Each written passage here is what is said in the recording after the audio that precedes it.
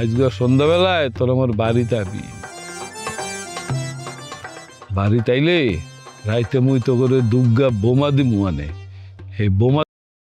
নাটকের শুরুতেই দেখা যায় হাবু অত্যন্ত ক্ষুব্ধ এবং সে দুই মহিলার সামনে দাঁড়িয়ে মারজানের ওপর হওয়া অন্যায়ের প্রতিশোধ নেওয়ার হুমকি দিচ্ছে।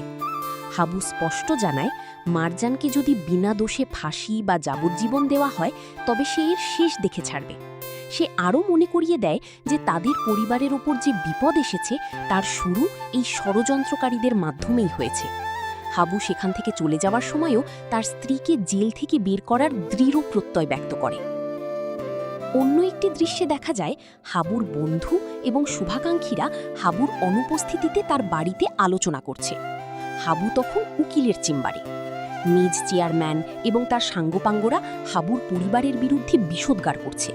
তারা হাবুর বাবার দানশীল ভাবমূর্তিকে উপহাস করে এবং নিজেদের ক্ষমতা জাহির করার চেষ্টা করে। মিজ চেয়ারম্যান এবং তার দলবল কেবল ষড়যন্ত্রেই সীমাবদ্ধ নয়, তারা হাবুর বাড়িতে বোমা হামলা এবং লুটপাটের পরিকল্পনাও করে, যা গ্রামে এক থমথমে পরিস্থিতির সৃষ্টি করে। কোর্ট প্রাঙ্গণে হাবু তার বন্ধুদের সাথে অত্যন্ত বিমর্ষ অবস্থায় বসে থাকে।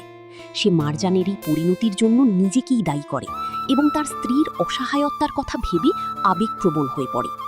এদিকে গ্রামে মিজ চেয়ারম্যান তার প্রভাব খাটিয়ে হাবুর বাবাকে অপমান করে এবং ঘোষণা করে যে সে মারজানের বিরুদ্ধে আরও শক্তিশালী উকিল নিয়োগ করছে, যাতে সে কখনো জেল থেকে বের হতে না পারে।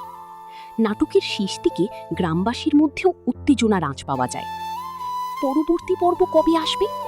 হাবুর স্কলারশিপ একটি নিয়মিত ধারাবাহিক নাটক।